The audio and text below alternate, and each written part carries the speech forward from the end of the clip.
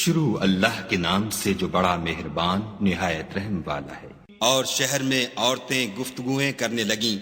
کہ عزیز کی بیوی اپنے غلام کو اپنی طرف مائل کرنا چاہتی ہے اور اس کی محبت اس کے دل میں گھر کر گئی ہے، ہم دیکھتی ہیں کہ وہ صریح گمراہی میں ہے۔ جب زلیخا نے ان عورتوں کی گفتگو جو حقیقت میں دیدار یوسف کے لیے ایک چال تھی سنی تو ان کے پاس دعوت کا پیغام بھیجا اور ان کے لیے ایک محفل مرتب کی اور پھل تراشنے کے لیے ہر ایک کو ایک ایک چھری دی اور یوسف سے کہا کہ ان کے سامنے باہر آؤ۔ جب عورتوں نے ان کو دیکھا تو ان کا روب حسن ان پر ایسا چھا گیا کہ پھل تراشتے تراشتے اپنے ہاتھ کاٹ لیے اور بے ساختہ بول اٹھیں کہ سبحان اللہ، یہ حسن،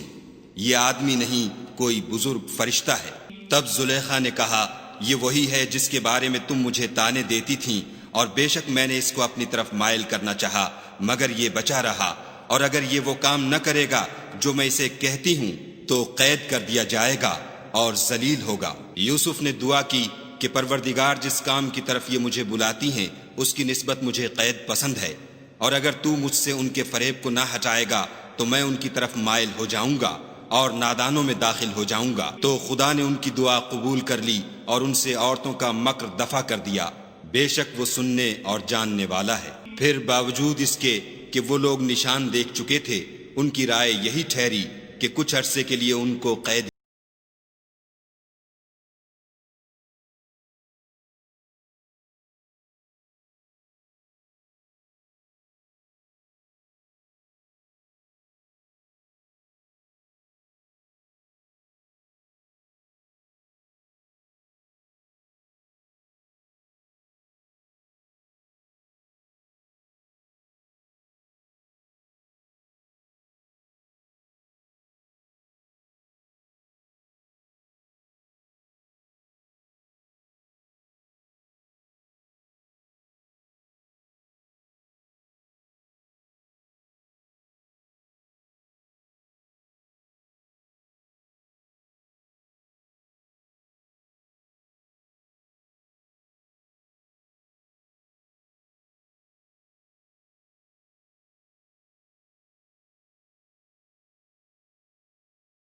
جیل خانے کے رفیقوں، بھلا کئی جدا جدا آقا اچھے یا ایک خدا یکتا و غالب؟ جن چیزوں کی تم خدا کے سوا پرستش کرتے ہو وہ صرف نام ہی نام ہیں جو تم نے اور تمہارے باپ دادا نے رکھ لیے ہیں، خدا نے ان کی کوئی سند نازل نہیں کی۔ سن رکھو کہ خدا کے سوا کسی کی حکومت نہیں ہے، اس نے ارشاد فرمایا ہے کہ اس کے سوا کسی کی عبادت نہ کرو، یہی سیدھا دین ہے، لیکن اکثر لوگ نہیں جانتے۔ میرے جیل خانے کے رفیقوں، تم میں سے ایک جو پہلا خواب بیان کرنے والا ہے وہ تو اپنے آقا کو شراب پلایا کرے گا، اور جو دوسرا ہے وہ سولی دیا جائے گا اور جانور اس کا سر کھا کھا جائیں گے۔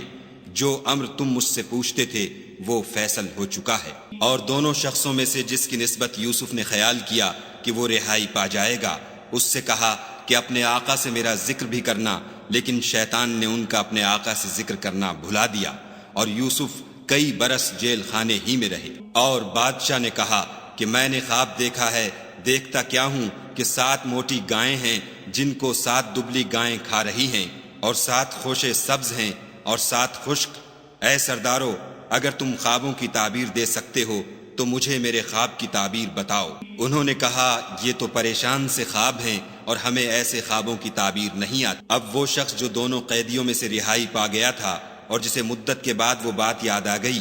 بول اٹھا کہ میں آپ کو اس کی تعبیر لا بتاتا ہوں، مجھے جیل خانے جانے کی اجازت دیجیے۔ غرض وہ یوسف کے پاس آیا اور کہنے لگا، یوسف، اے بڑے سچے یوسف، ہمیں اس خواب کی تعبیر بتائیے کہ 7 موٹی گایوں کو 7 دبلی گائیں کھا رہی ہیں، اور 7 خوشے سبز ہیں اور 7 سوکھے، تاکہ میں لوگوں کے پاس جا کر تعبیر بتاؤں، عجب نہیں کہ وہ تمہاری قدر جانے۔ انہوں نے کہا کہ تم لوگ 7 سال متواتر کھیتی کرتے رہو گے، تو جو غلہ کاٹو تو تھوڑے سے غلے کے سوا جو کھانے میں آئے اسے خوشوں میں ہی رہنے دو، پھر اس کے بعد خشک سالی کے ساتھ سخت سال آئیں گے کہ جو غلہ تم نے جمع کر رکھا ہوگا وہ اس سب کو کھا جائیں گے، صرف وہی تھوڑا سا رہ جائے گا جو تم احتیاط سے رکھ چھوڑو گے۔ پھر اس کے بعد ایک ایسا سال آئے گا کہ خوب مہ برسے گا، اور لوگ اس میں رس نچوڑیں گے۔